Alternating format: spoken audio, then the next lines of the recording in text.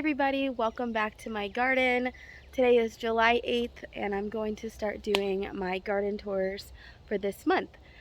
So today was the first time all year, literally all year, that it has rained for hours. And it was a lovely light rain, but it was mixed with thunderstorms. Oh, it was the best. So I'm super happy to be outside because everything looks just perked up and green, and I have a lot to show you. So let me turn the camera around and I will show you what's happening. So don't mind that table over there. We were having a dart tournament, so we were using that for something. So this isn't part of the vegetable garden per se, but these are vegetables. So I posted a video yesterday, and this was the area where my pool was sitting. I was explaining I planted some Seminole pumpkins on that side of this bed. So when I pulled up the pool, obviously there was like a tarp down and this had no vegetation under it. So slowly things are like creeping in on the sides, but with no rain, it's just not practical for me to water this to get any type of seed like grass established. So I was like, you know what? I have bare ground. Let me experiment. So I planted yellow squash here. So I have 6 yellow squash, or 7. 1, 2, 3, 4, 5, 6.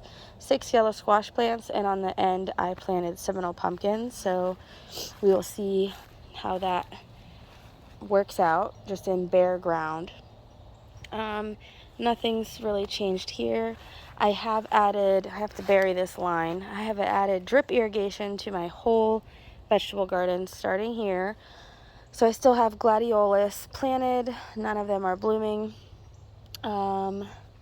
My pineapples have not ripened all the way yet.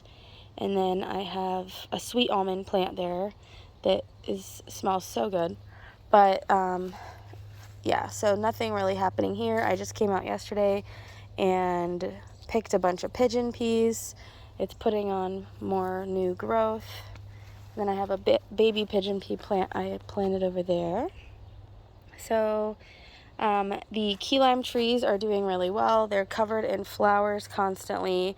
It's kind of weird the way these trees produce.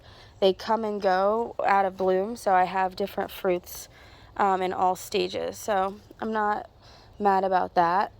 So this one has quite a few on it, and then that one over there is the first time bearing fruit, and I can see 1, 2, 3, 4, 5, 6, 7, 8, 9 just from here on that plant alone, which is great for the first year. Yeah, so I'm super excited. This corner, nothing's changed. I have my rosemary, I've had this rosemary for over 2 years, probably almost 3 years, and it's finally blooming. So I'm letting that bloom. I have, let's see. Well, obviously I planted something there that didn't take. I don't know what that was. I have loofahs planted all over the place, small ones here. There's a volunteer loofah back there that came up. I have a lavender plant. That is some Cherokee purple tomatoes. 2 blackberries are doing really well. I started just kind of leaning the blackberries on this trellis. I'm going to transplant them in the winter to big, probably 100-gallon root pouches like that big one. Or I don't think that's 100-gallon, but ones like that. Let's see. Over here. See, I have some more loofahs coming up. This is a trial, and so far it's working. These are garden garden huckleberries. So I read from someone else that gardens here in Florida. They grow the huckleberries as a trap crop to help keep pests away from the other crops. And so far, all of the tiny little tiny little huckleberry plants, what is wrong with me, do have pest damage. So that works for me. This is a Seminole pumpkin. There's some beans growing in this. I have my okra plants. I did have a huckleberry plant in this, and I don't see where it went. Oh, there's a tiny one right there. I took out 2 big sunflowers. They were super tall, like 7.5, 8 feet tall, from here just a few minutes ago, because I just read something, and I've heard it before. While I'm talking, I'm going to check for spider mites. I don't see any, but I did have some. Anyways, what I read was that sunflowers put off some sort of substance. They're called allelopathic, I believe. Oh my god! Oh my god! Oh my god! Oh my god! I have been waiting to see this butterfly in my garden. This is so stupid. But I've been waiting for like 4 years to see a zebra longwing in my garden. That's the first time I've seen it. Oh my goodness. Where's it going? Oh my god, it's gonna touch me. Okay. Oh my god, that is just so cool. Hold on. Okay, sorry, that was like super stupid, but I literally have been waiting to see that butterfly. It's a zebra longwing. They're native here, and I plant passion flower vines for them because that's their host plant. That and the Gulf fritillary, I always say that wrong, butterfly. But I planted those, and I've never seen one in my own garden. I've seen them, of course, but that's so exciting. So that's why I do this, because it's exciting. Back to what I was saying. So, sunflowers release a chemical that stunts the growth or even inhibits plants from growing at all in some cases. And I've never really put 2 and 2 together, so I've never thought that was really true. But then I got to thinking about it, and I'm like, I had a big sunflower here and a sunflower here. I do have that one there, but I'm wondering, these okra plants on this side are super small. There's no difference. They still get really good sun. The sunflower was blocking like really hot, like end of the day sun, but the rest of the day they get full sun, and all those okra plants over there are doing exponentially better. I mean, and they're giving me more okra. They're bigger all around. I mean, look at the size of these plants compared to those over there.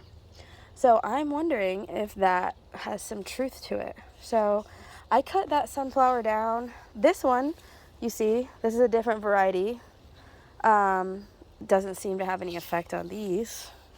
And then this one, oh my god, this honker of a sunflower is a giant sunflower. Doesn't seem to affect this side of the bed, but we'll see. But this bed is being really productive.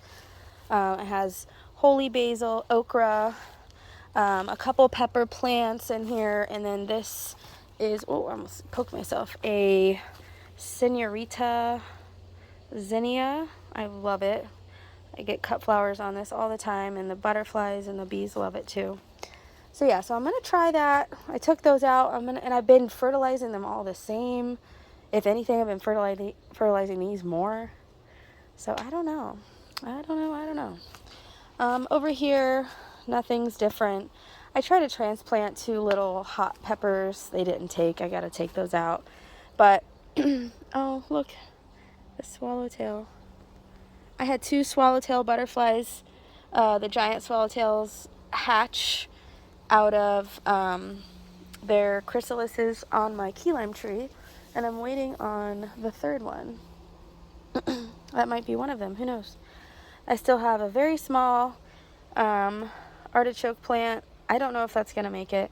I have rosemary back there, alyssum and yarrow, basically all the same. This bed also had sunflowers in it, and I'm wondering the same thing. But that one, the thing is bees love sunflowers, so I do have to grow them somewhere. But who knows? We'll figure it out. This zinnia is a queen lime zinnia, but this is a one that I saved the seeds from last year, and none of the flowers look like the original queen lime zinnias. So none of them have that huge fluffy dahlia shape. And oh, I just noticed I'm getting some mildew. Darn it. I got another huckleberry there. This is kind of like my bed I'm waiting to put more peppers and tomatoes in, so I'm not really planting a bunch in here. I just have it covered in straw. This is my sweet potato experiment. Obviously it's growing nicely. Another huckleberry plant. See how it's got the damage on it, which is what I want. And then if it gives me huckleberries, then that's like a 2-for-1. So I don't eat the leaves, I would just eat the berries. I have some yard-long beans here. This is a watermelon. More zinnias. These ones are really pretty. I have a couple peppers starting to produce. Oh, this is a volunteer loofah, and it actually is starting. Let's see if I can get under here. It's starting to have loofahs on it. I just saw one the other day. There's ants all over everything. There must be aphids somewhere, but you know, I don't care about that. I don't know. It's hard to find. It's like mixing with, hold on. But she's so close. You see her? Aubrey joined us. She's trying to catch that butterfly. Don't hurt it. Anyways, so I couldn't find any loofahs. Oh, there is one. One right Mom, can I pick there. these flowers? That is a loofah. Mom. No, hold on. We'll cut them together. So the loofahs are just starting to come. They love this hot, humid weather. Like the hotter, the better. So if you notice your loofahs are struggling at the beginning of spring, wait till it gets the hottest point of the year. They will take off, I promise. They don't get a lot of diseases on them either. They'll get caterpillars here and there, but not too many diseases. This is a gourd, bottle house gourd, or bottleneck gourd, birdhouse gourd. I don't remember which one I planted, but it's growing really well. The leaves are super velvety. So these are mixing together. Some more zinnias here. So I have a pepper, baby pepper there. Oh no, I just stepped on my watermelon plant. I have a couple banana peppers here. My peppers did very poorly at the beginning of the season, so I restarted. So we're getting there. Another one here. So all my peppers go from seed, and I can't overwinter peppers here, so they won't like die soon or anything. Oh, look, the butterflies are just loving it today. Wait, is that the butter? So all of these vines here are watermelon, and I am, let's see, I did see a baby watermelon. Is it here? No. I saw a baby watermelon on here a couple days ago, but there's just so many. I'm having a hard time finding it right now. But it's been so nice having everything on drip irrigation. I cannot tell you how happy that makes me, because it's just been so hot and dry that it's just been crazy, and I can't keep up. So one of the watermelons, I was hoping to let it grow up. Oh my god! Oh my god, Aubrey, look! A baby watermelon! Oh my god, guys. I didn't even... Oh, don't make me knock it off. Yay. Oh, I didn't even see it. All these exciting things. Oh my god. How cute is that? All right. So, we're getting watermelons, people. Oh, I just broke this zinnia off. Oh well. Okay. So then there's at least a couple watermelons. There's more yard long and yard long and Man, why can't I think of it? Pole beans. There's some pretty zinnias. All this basil's going to flower. So these yard-long beans, oh, look at these ants, are super cool. I've been getting a lot of them recently. Look at them. They're super cool. Zoom out so you can see. They're a really cool crop. I mean, it only takes, I think I had 8 of them, 8 beans total, and it was a whole meal for myself. So, I mean, you don't need that many, and it takes up less square footage when you grow them up. They're just leaning against this wall. So basically, it's like free square footage for the beans. So I'm getting a lot of them. In the next few days, I'll be getting... I know, it flew away. So everything's looking super lush right now. Hello. Hi. My name is Aubrey. Your name is Aubrey. Oh, look, all 3 of them are out now. So all 3 of the giant swallowtail chrysalises are hatched. So I guess that means that one that was in here was probably one of the babies, or well, a new adult butterfly. So that's why always want to leave some of your leaves for the swallowtail butterflies if you can on your citrus, because that is their host plant. So I have plenty of citrus in my yard, so I don't mind giving them some of the leaves. And if I want to, I can prune this back, but you see the leaves are already coming back, so it really doesn't matter.